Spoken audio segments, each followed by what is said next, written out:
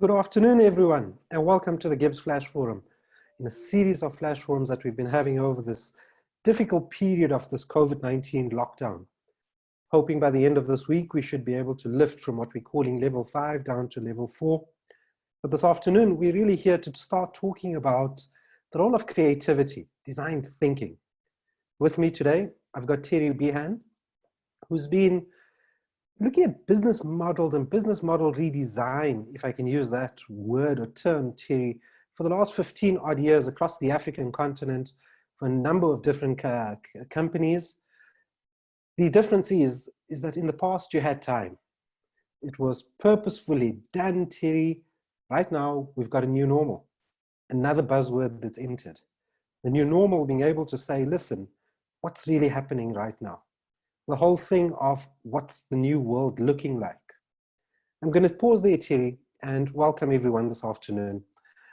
As we go through in conversation with Terry around how do we use creativity for business model redesign specifically, I'll be taking questions throughout.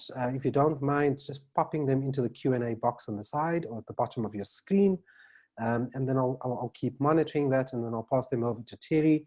But I hope you enjoy this, and welcome again. So Terry, the new normal, context has changed.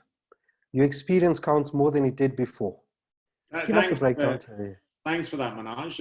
It doesn't feel like it's normal, and it doesn't really feel that new, to be honest with you. I think the difference with where we are right now is that it's kind of issue of acceleration. So I think a lot of the challenges that businesses are being faced with during COVID-19 are challenges that in many cases were simmering below the surface before, but have been massively accelerated as a consequence of this situation. And if you can imagine any business, whether they were dealing with a logistics challenge, a distribution challenge, a segmentation or market sizing issue, any one of those would require a full review of a company's business model. And they would typically go into depth over a period of 30, 60, 90 days to review it. Now you have every company on the face of the planet dealing with all of those challenges systemically at the same time. So they are really, it's really critical that everybody steps back from where we are right now. And I suppose the only, if there is an upside to sort of having a bit more time or working at home, it's to be able to sort of contemplate how things have to shift and change going forward. So Terry, we're talking about moving forward, right? In the past, pre-COVID, we had the time to think about going forward. Now we don't have time to think. What are some companies that we know? What are they doing? If I just prompt you with Tesla, what is Tesla doing around this here at the global level? And then what are some of our local organizations doing? And what does that specifically start saying about the core competence? And then before that or after that, if you could just touch on this whole notion of what is their business model that allows them, and from my side, I really don't like the word, but to be as agile as they are in the way they're doing things. Sure. Let me pick up with the example that you referenced. So I think what's been really interesting about Tesla is you're always going to find out in these kind of times of crisis is how a business actually viewed itself to begin with. So I think Tesla looks at itself as a group of incredibly clever engineers that can probably make whatever they want. They have that sense of self-belief. What have they currently been making? They're currently or historically making, they were historically making electric cars, but specifically the Model 3. And what did they do? Well, they read the market very quickly. And they said, well, we think we can pivot our production line or elements of our production line, and we can start to produce ventilators in partnership with Medtronic to serve the global market. And that, I think, has been a significant shift. Now, I think if you believe that you are in the car manufacturing business and that's all you were capable of doing, that shift would not have occurred. So I think firstly is their understanding of who they are and what they have has come out really, really clearly. And they've been able to, in a very, very short space of time, prototype, test, and get FDA approval on a new type of ventilator that they can manufacture in basically under license from Medtronic to be able to sort of solve for a series of problems. And I think it's a testimony to how they believed, who they saw themselves as, and what they believed they were capable of doing. And then you see other companies following suit. So we saw in Europe some of the smaller breweries immediately going, and micro distillers immediately going, well, we're not going to be able to sell as much alcohol, so we'll pivot to producing hand sanitizer. So the basic ingredient of any gin or any vodka is alcohol. You can shift that to an ethanol product very, very quickly. We've seen locally SAB Miller pick up on that and immediately go, well, you know, there's a ban on alcohol sales, so we can pivot to the production of sanitizer and get that out to the market pretty quickly. I think we've also seen sort of GIBS alumni do this as well in the context of Net Florist. And again, Net Florist is a really good example where Net Florist is saying, hold on, actually, what assets do I have? I have a very good distribution pipeline. I have a front-end digital platform. And actually, where do I get my flowers? Well, if I'm in Johannesburg, I'd probably get my flowers at the Joburg Fresh Produce Market. And guess what? They also sell fruit and veg. So even though we've seen Net Florist pivot to being a big distributor of fruit and veg, it was actually a very, very small pivot in their value chain to be able to deliver against that. And then I think what all those companies have in common is they were very, very quick to understand that their revenue line, or that particular revenue line that they had, was going to diminish very, very quickly. And they absolutely didn't want to miss an opportunity to take advantage of the assets that they had, the IP that they had, and they were able to pivot that very quickly. Which I think, Thierry, makes perfect sense if you think of the societal impact that it has, number one. Number two is it really pushes forward to say an understanding of what my business assets are and how can I repurpose them as the words you use. Then I want to ask you, Thierry, if I just zoom out for a little while, because I think here we're talking about the role of creativity, business models, repurposing, all of that, right? And I want you to just take us back quickly. Number one, what is a business model? Number two, what is business model design? And then number three, creativity. And then what I want, because in a hyper complex world, you can't deal with a single dimension. You've got to be able to pull them together. And in talking about creativity, because there's a term that you and I often talk about, is called human-centered design, right? And how does this all come together now? Because I think what we're doing at the moment is pulling pieces from different aspects, trying to put it into something. Now, how does this all come together, Thierry? And if you could just help us unpack that, because that, for me, is the antecedents or the precursors to having a good business model that becomes both agile, moving forward, understanding what our assets are, while delivering good from a profit and a non-profit perspective. Can we just frame that around that? So, well, number one, business model. What is business model design? Creativity, with a human-centered design lens. And then just clarify that human-centered design lens, because I often think we have it a bit wrong in terms of being able to say it's about the consumer, but it's much more than just the consumer. Sure. I think, look, top down, I mean, your business model is very much the vehicle in which you package your products or your service you're offering and how you take that to market. I mean, you can spin that in a number of different ways, but typically the role of a business model design, or typically we call it business design, it's really to look at how do I deliver value to the market? How do I create a sustainable business model? And when we say sustainable, we don't really mean that in the context of ecologically sustainable, well, that's important. We mean that in the context of it being sustainable from a delivery of shareholder value and value to consumers. And typically you can do that in a couple of ways. You can look at price value, product value. You can look at more frequently platform value. And you can look at a number of other value lenses to be able to do that. And also what it typically does is it uses design to reframe how we might take that business model to market.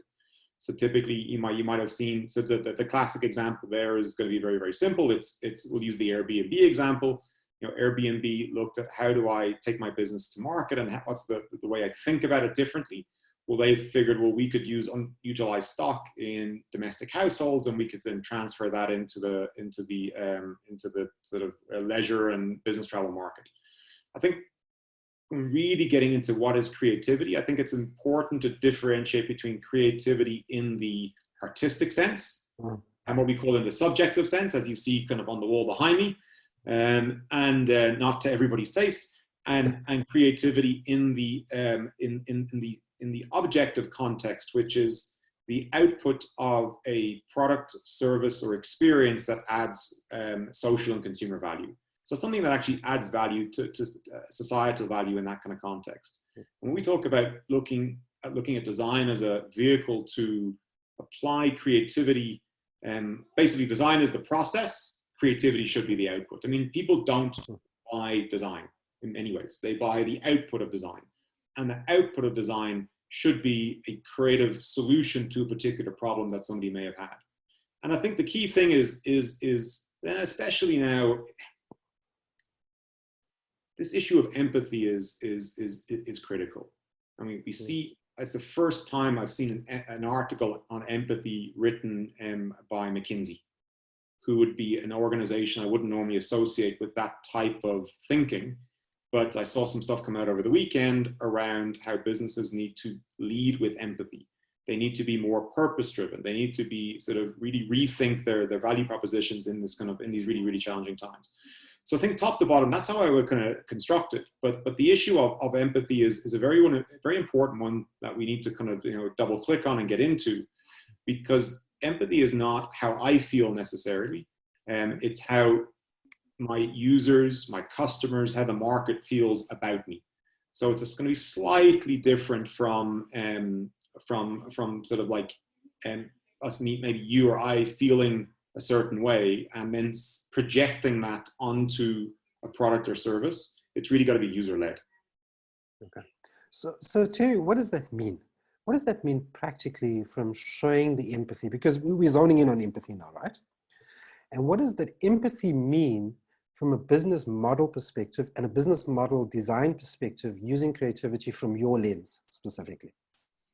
Sure. I mean, I think you could use that to let's start off maybe by talking about what it isn't, because that's usually a good way to kind of to create a kind of a juxtaposition.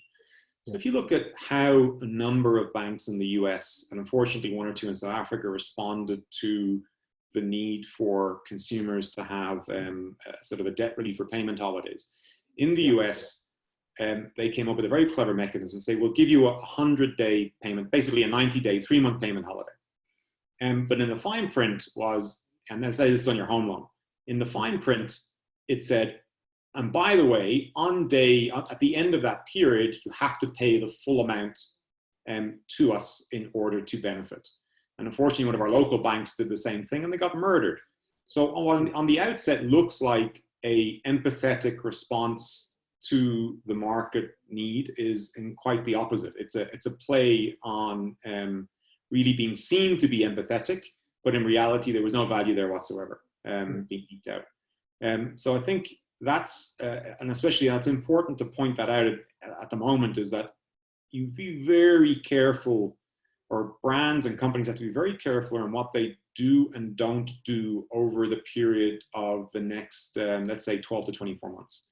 Because anything that is seen to be taking advantage of the consumer in any negative way is really the market rallies on that, incredibly viciously. So you have to be very careful around the process. But on the upside is when we talk about sort of leading with empathy, we talk about sort of business design, and we talk about the different ways you can think about that. Well, often many services and products that are out there in the market at the moment have been, let's say for argument's sake, delivered through a paid for model.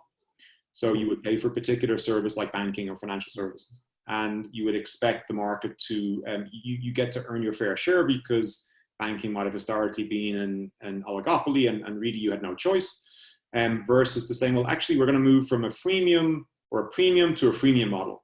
We're going to actually give you the core baseline service for free, and then based on how you respond to those services and the amount of services you use, we'll upsell you to a premium model. So it's a good example of a sort of business model shift.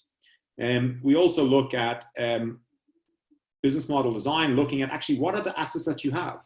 I look at a lot of South African companies, and they have a lot of the underlying capabilities to really do a number of things. I mean, if you look at how many companies have leaned in really hard to help, engage in food distribution and engage in logistics distribution.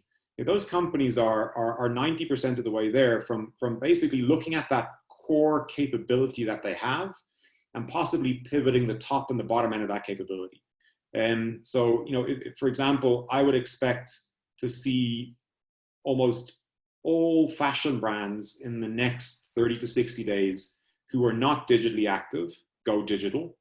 And I would expect to see them pivot their production lines away from maybe garment manufacturing, which is really flatlined, into face mask manufacturing, for example. And just to give you a sense of some of the trends that have been forecasted out on this, they reckon that the market for face masks will rival the market for sneakers in the next 6 months. But also in not just in the issue of it being a commodity, but also in the issue of it being a desirable fashion item. We've already seen Gucci do it. We've already seen Burberry do it. But those are sort of like really for show, but at a practical level. It's like South African companies that are involved in the garment manufacturing business should be able to pivot their business to be able to provide something that currently is in demand in the market and is one of the many segments that are growing rapidly. See, I'm going to pause you there because I think you're touching on the empathy side, but I want to touch on something a bit bigger than that, right? Well, not bigger, but rather more closer to home. Many of our organizations globally have been operating on traditional business models, okay? And now what you're arguing for is the traditional business model shifting to understand what their assets are and the ability to now redesign, repurpose those assets. How does creativity play a role in that? Because, and just before you answer that, the reason I'm asking this is it's easy for us to say, virtually, and I'm going to say this with hand on heart, very difficult to get your top management, senior leadership teams to make that shift. Okay, I've been making money in the traditional sense. Listen, this is a blip, and I love my data, so this is it's a spike. Things will normalize. We know that normalize means something else now. So what does that mean to get leadership teams to now start thinking differently, to be able to use creativity, to be able to start really starting to play in the space of traditional business model needs to shift under the assumption, Thierry, is that while we are shifting, we've got enough cash flow to keep us floating, because the impact is going to be massive, right? Massive from an employee's perspective. As we start reshifting, what does that mean for the employee? And that has implications for society. Okay, so I kind of picked up on a couple of questions in the question. Yeah. So I think let's start at the beginning, which was the issue, the question around what do executive teams, how do they think about this kind of stuff? I think the first thing to say is creativity is a learned skill. It is not something you wake up in the morning and do. And certainly at a personal or individual level, you can, doodle, you can draw, you can write, you can build stuff. But at a collective level, it's a learned skill. And it's also a team sport. It is something that you have to do collectively. Because there may be phenomenally appropriate creative thinking within a team, but creativity at its early stages is also embryonic. It's got to be protected. It's got to be really, really, really well kind of curated and looked after. Because typically, what happens is that the louder voices or the bigger personalities can tend to drown that out quite quickly. And because most businesses are metrically driven and they are financially driven in the sense of how they measure performance, it's very difficult to quantify the intrinsic value of a creative process or a creative approach. It's also because we place significant value on financial metrics, but we don't necessarily place enough value on what we would call the sort of behavioral economics or the behaviorals within a process. So I think from a corporate team point of view, there's got to be a sense that, do we have the right skills today to play the game that needs to be played over the coming months? Do we have the right differentiating views around the table that will give us a fresh perspective on who we are and what we do? And if we don't, the role of leadership right now is to be mature enough to assess that and to look at the gaps and to say, you know what, I have an amazing team. And if our business was in the ascendancy and we were looking at efficiency and we were looking at metrics and we were looking at operations, that team would shoot the lights out. But right now, I ain't playing football anymore. I'm playing basketball. I need basketball players. I need people that can come in with a different set of skills that can help point my team in the right direction, that can help curate a process, curate the thinking to be able to go out and sort of make those shifts. And I think there's a couple of things that those teams typically need to focus on. I think there's typically three things. I think the first is they need to really intentionally think about insight. So what are the insights that are out there that I can use? What are the assets that I have? What is the thinking that's available to me and in my organization, both at a human capital level and at a more sort of balance sheet asset level, to be able to kind of think differently? The second thing is, one of the key things that teams need to really be conscious of is managing bias. So bias and confirmation bias typically plays a real strong role. And I've seen this play out really heavily over the last couple of weeks, where there's a very dominant perspective on something that is not a data-driven perspective or a validated perspective, but it holds sway for an extended period of time. And in many cases, that thing can find its way into market as a product or a service. And only really 6 months later did we find out that wasn't a good idea. Now, in the old world, that was fine. That ain't fine anymore. So you gotta be really careful around managing that bias. And the third thing is then this idea of prototyping. So everything that we think we can do differently going forward, the advice is always gotta be prototype that idea and prototype that out in a way where we can really kind of find out, is our thinking valid? And is what we want to do going to hold sway in the market? And is this pivot that we want to make, and we'll probably use that word a lot, the kind of thing that's going to kind of have an output? And typically we use a kind of in design, we use something like a double diamond design process to do that. We really want to go wide and on research, but at some point we max that out, kind of like we hit the apex. Then we want to say, okay, we've done enough. Then we want to really leverage in on the insights that help us define the problem that we have. And then we really kind of get to a sense of what is the specific problem we're trying to solve. And from there, we can ideate around a potential set of solutions. And again, there are many ways to solve a problem. So one idea and one solution is usually will not yield a good outcome. But we get to the point where we've got 3 or 4 or really solid ones, and then we prototype them. We find out which one's going to land best in market. Now that is the process that, from a design point of view, gets us good outcomes. Typically what happens is most companies want to start at the beginning at the general assumption and skip all the way to the end to the product. And if you run through that process too quickly, you typically miss the nuggets, the nuances, the insights, the things that will give us a competitive advantage in market. So I think what's pretty critical is that to be able to, maybe just to summarize again, there are really 3 key things that as companies go through this sort of recalibration process, we really need to think about, let's gain insight, but let's gain objective insight. Let's manage bias in an appropriate way. And let's make sure that at a leadership level, we hear all voices in the room and all voices that we don't necessarily like to hear, because a little bit of sort of fringe thinking in this is pretty essential. And then absolutely prototype. You have to prototype a shift in your business model, because the consequences of not getting that right now are quite severe and quite significant. Chiri, I'm going to juxtapose something that you mentioned, right? Is there has to be some focus now, but you've got to focus in an iterative manner without focusing and only on a single thing right now. And so what does that focus mean from a leadership perspective? So one of the words you used was focus, right? Sure. So I think the first thing is how damaged is our business model? Is it broken?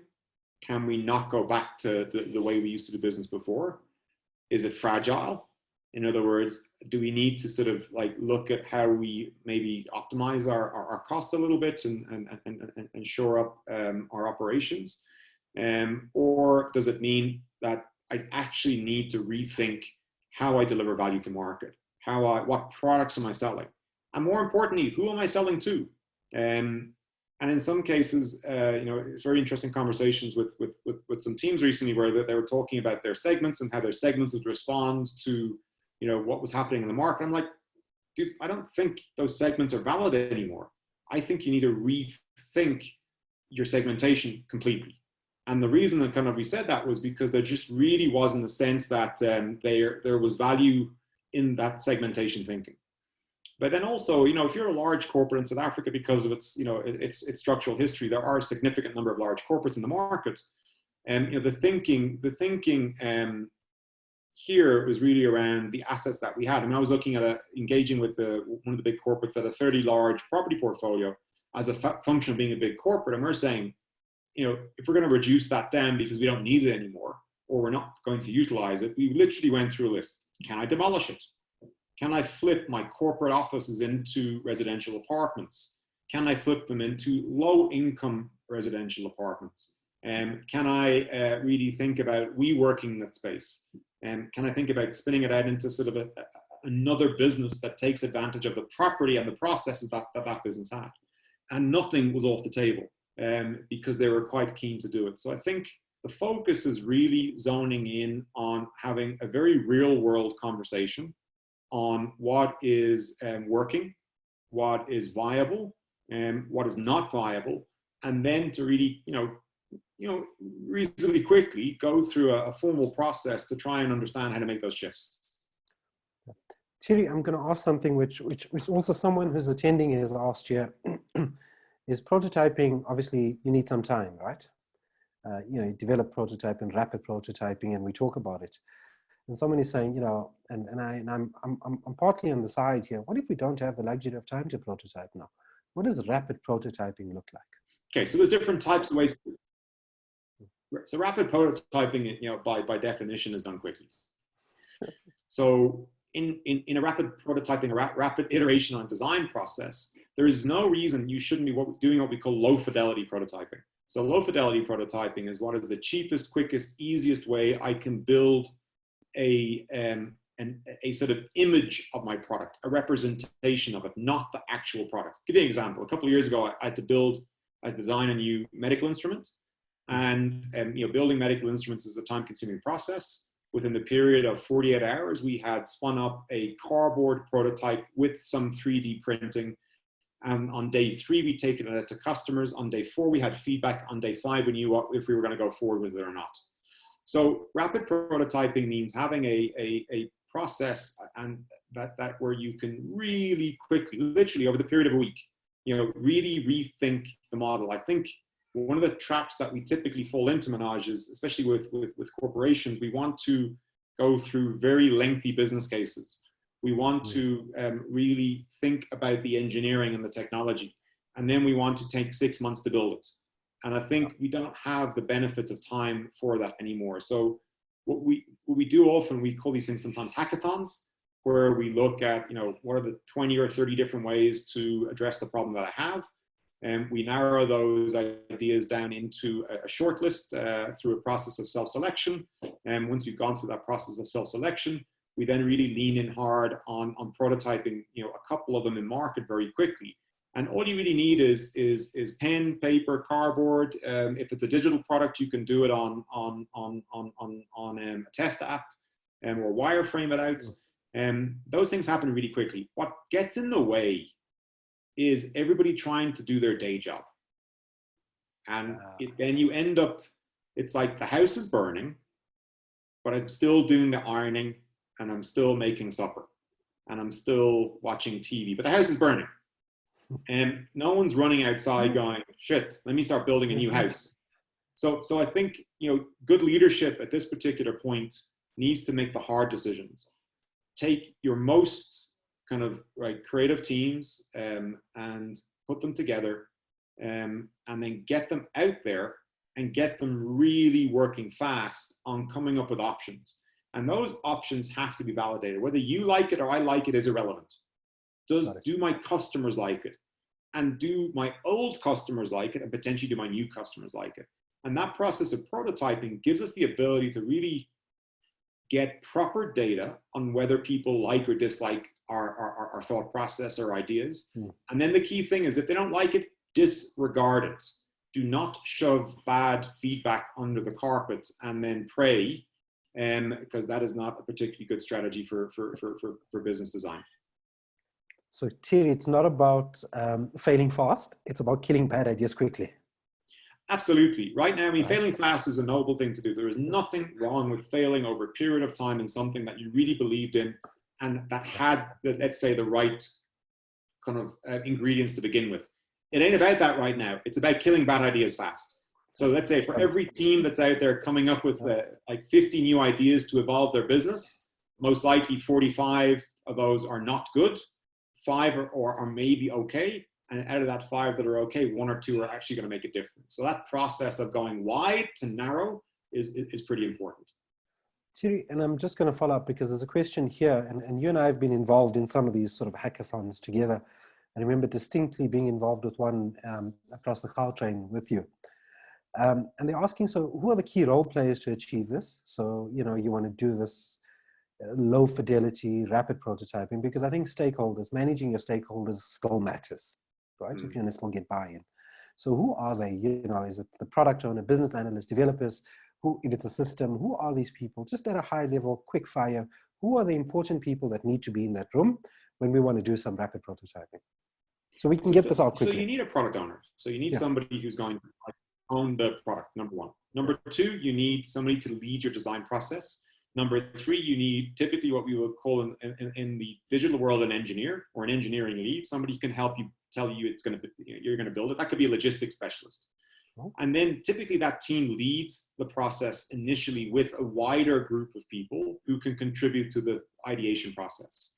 At some particular point, you then need to pivot away from ideation into sort of like, you know, taking the sort of ideas that we've generated and then selecting the best ones.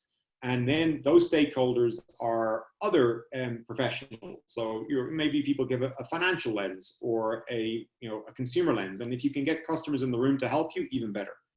But at some particular point, that stakeholder group pivots a little bit further to say, well, actually, the only people right now that matter, in terms of one of the key stakeholder groups that matter are absolutely got to be our customers. So we've got to be able to go to our customer base, and we've got to be able to validate with them the viability of our thinking. Thierry, I think I've got a very interesting question here from Bianca, which takes us back to the role of creativity, business models, and a space where you spend, I'm going to hazard a guess now, 90% of your time. So recommendations for traditional business models, flipping in highly regulated industries. How does that play out, Thierry? I think you've still got the shackles on. So I think where industries are regulated, that's not necessarily a bad thing. It just means you got to narrow your focus a little bit. So in other words, the breadth of opportunity is not as wide as it used to be. I think in those areas, my understanding is that the regulator is also interested in ensuring the ongoing financial viability of those particular organizations. So typically, if you look at industries that are heavily regulated in South Africa right now, the regulators themselves are very active in that process and trying to look at how do I make sure that the companies that I regulate, their balance sheet remains sustainable. So you'll find that you can open up those doors a little bit wider. But the other key thing is, just because you are in a regulated industry does not mean that some of the pivots that you can make are going to end up in the same regulated industry. So to give you an example, if you look at financial services, which is always a big kind of conversation point in this country, financial services here is a highly regulated area. And when it comes to lending and borrowing, when it comes to delivering value-added services to the user, it is not regulated in the same way.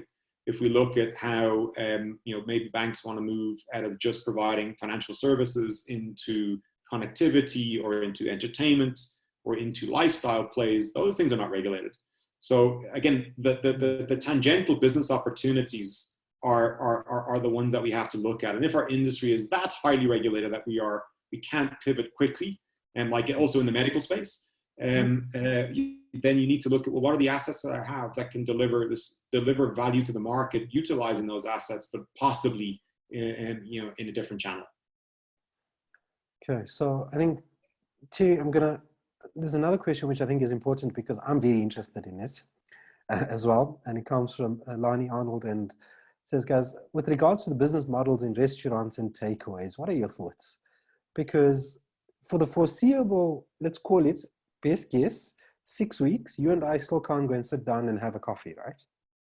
This is going to be sort of a virtual coffee. Hey, Thierry, how's it? And let's have a conversation. So what does that mean? What are your thoughts around that business model? I think it's a fascinating question for me as well, personally. So I think it is as well. I think we've seen the early signs of that already in other markets where you have something called dark kitchens. So a dark kitchen is a restaurant that has no front of house, no chairs, no tables, no waiters, no waitresses. It just has a high performing kitchen, and that kitchen basically is there to serve a delivery market exclusively. So typically we would know this as the local pizza takeaway, where you go to your local pizzeria, and some places you can sit, and other places there's nowhere to sit. You just show up, you get the pizza, you go home. Yeah. Now, that is an opportunity for, let's say, your favorite restaurant, my favorite restaurant. They may not be thinking about that right now, but absolutely, if I'm in the restaurant business, I have to be thinking about how do I decommission the front of house for a period of time, and how do I take my product offering digital? Because I know from when we got a level 4 lockdown, we have in my family, there is a short list of restaurants we want to eat from, not eat at, eat from. How do I get them to deliver to me? So that consumer sort of dining behavior will absolutely shift. And how do I then gamify that? How do I get my friends to order from the same restaurant? So we have a virtual dinner. And who benefits? The restaurant. So I think there's definitely opportunities for kitchens to digitize their offerings. I mean, there's good old-fashioned Mr. Delivery and Uber Eats, but also there are other platforms that are spinning up at the moment that could potentially leverage that opportunity and get restaurants to exclusively deliver through them. Especially if you're like in Johannesburg, there's some very popular, expensive restaurants like Marble and Saint that people still want to buy from those restaurants. At the top end of the market, they need to figure out how to deliver those services. So it's again thinking differently, leveraging the assets you have, assets that are sitting there at the back right now, which are your stoves, your deep fryers, your steamers. How do you still make that work for you? Sweating the asset, Thierry, is that right? Or using that asset differently? Absolutely. And again, they are 90% of the way there. What do they require? They require either partnership with an existing platform that provides delivery services, like an Uber Eats or even a Mr. Delivery. They require the ability to digitize some of their menu, and they require the ability to be able to move food faster through the kitchen during peak ordering times for delivery purposes. Okay, so Thierry, let me ask you this then, because many of these places is really about the experience while you're dining, right? So less about the food, and there's a few coffee shops that you and I can both think about, don't have the best coffee, but really sell the experience of being there. Now that's flipping now, because now we can't get that experience by forced lockdown. Let's call it for the next 6 months. What do they do? And I'm sure you know who I'm talking about. I'm just not mentioning the brand right now. Yeah, I mean, there's quite a few options around that, Manoj. I think I've been pretty impressed with how consumers themselves have hacked that. So they get together, they cook together, and then they share that over as like we are right now over a Zoom call. And one of the other big uptakes is in social gaming, online quizzes where I have being Irish, I have a large number of siblings, and they're quite geographically spread. And we get together once a week with all of my siblings and our kids, and we do a quiz, and then everybody does a round, and it's a ton of fun. So I think combining things that were not necessarily combined before, so good food, and with friends over a virtual call like this, and with some sort of value add built into that, it's going to open up opportunities for entrepreneurs in different business models as well. Got it. There's two questions here that I'm gonna put together because I think roughly they're talking, about the same side of the coin here. we've got Danielle and we've got someone who, you know, Sean Singh specifically. He says, you know, Danielle says in these kinds of, in these kind of markets, speed is imperative, which I think is important. I think speed's still first to market. They still is that from a consumer side. What are some of the immediate sort of design thinking tools that companies should use now to evaluate and scenario plan while they monitor and wait for insights? Because insights, and I can tell you from a data perspective, still takes time, right? I can't speed that up. I can't get people to respond quick, and I can't analyze the data as quick as any faster than I have been doing in the last 6 weeks. So there's a wonderful book that was out a couple of years ago by the New York Times journalist Thomas Friedman called Thank You for Being Late. And it spoke a little bit around how being first is good, but being first to scale is much better. And sometimes being a little bit late to the market is not the end of the world. So one of the things we have an advantage of here, and it's, if you can indulge me by framing it as an advantage, is we are about 4 to 6 weeks late behind the global pandemic curve. So one of the things that I've picked up on is I do a lot of market scanning. So I look at markets that are 4 to 5 weeks ahead of where we are in terms of their lockdowns, the issues that they're dealing with, the way their brands are responding, the way businesses are responding. And I do something called what I call gold standard research.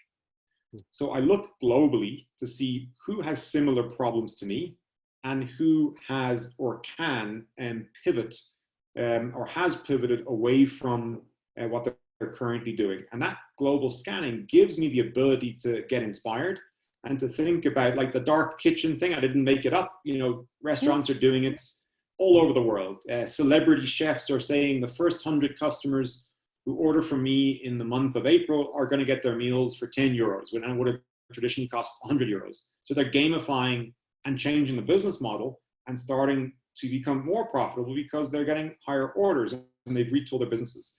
So I think, you know, get out there, look at what's happening in the world, because a lot of the industries that we occupy, you know, we're not unique in that regard. They are everywhere else. And a lot of businesses have made some good and bad decisions. So you'll be able to learn from both, and that will form the basis of one data point per se, one set of inspirations that you can use to leverage into your own business. And the other thing is, government has given us a framework. It says, here's level 5, 4, 3, 2, and 1. So we can start to prepare in advance for what's coming, knowing when certain restrictions are lifted, which will give us a very clear set of guidelines as to what we can and cannot do. Thierry, we've got a few questions here. Another one is, sort of, what are your thoughts on the informal settlements and the informal businesses that are dependent on social gatherings, such as the taxi ranks, which I think, you know, as a social entrepreneur yourself, what does that mean for them right now? And I'm going to ask you to please be brief on that one there as we close off here. So firstly, you know, you want to be empathetic with absolutely everybody who's living in an informal settlement, in a township, in a squatter camp right now in those conditions, and the fact that they're, you know, not able to move around as much is quite painful and quite disheartening. I think on the upside is, as we move into a sort of a level 4 set of restrictions, there will be some movement. And I think the delivery of services into those locations are going to become critical. So logistics is going to play a huge role. You know, the ability to identify a home, an area in those areas. So geo-tagging is a big factor within that as well. And also, what are the nodes within those communities that I can talk to directly? So how do I distribute through a Sparza shop, through a church group, through a community group? And how do I think about it in the sort of those how do I think about the social structure of the informal settlements and of townships differently to how I think about the geographic structures? Thanks, Thierry. Last one, and then I'm going to close off, is what industry sectors have you identified as operating ahead of the curve?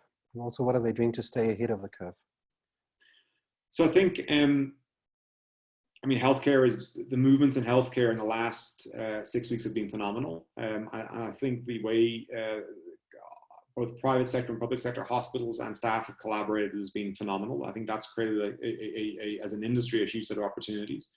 I think also the shifts in education and in online education have been significant. I'm not sure I'm seeing any leaders come out of that, because I think what families are starting to find is that schools, although they're doing online education, the quality of that is still substandard across the board. So that is an area that we expect to see massive growth in. Anything I think that connects individuals, communities, and families together, and does so in a meaningful way, is really going to come out tops in as we sort of, you know, normalize the new normal, or the new abnormal, so to speak. Cool. Thank you, Thierry. Unfortunately, we've run out of time. I've got some questions that we haven't answered, and I'll speak to Katie and the team at GIBS and how we can answer them, and then make it available to everyone. I thank everyone who's joined this afternoon. Please don't forget that tomorrow afternoon we've got another Flash Forum, as we still under lockdown level 5 specifically. And thank you all, and look forward to seeing you tomorrow afternoon. Thierry, thanks a lot. Thank you again. Absolute pleasure. Take care, everybody. Thanks for joining. See you tomorrow. Thanks.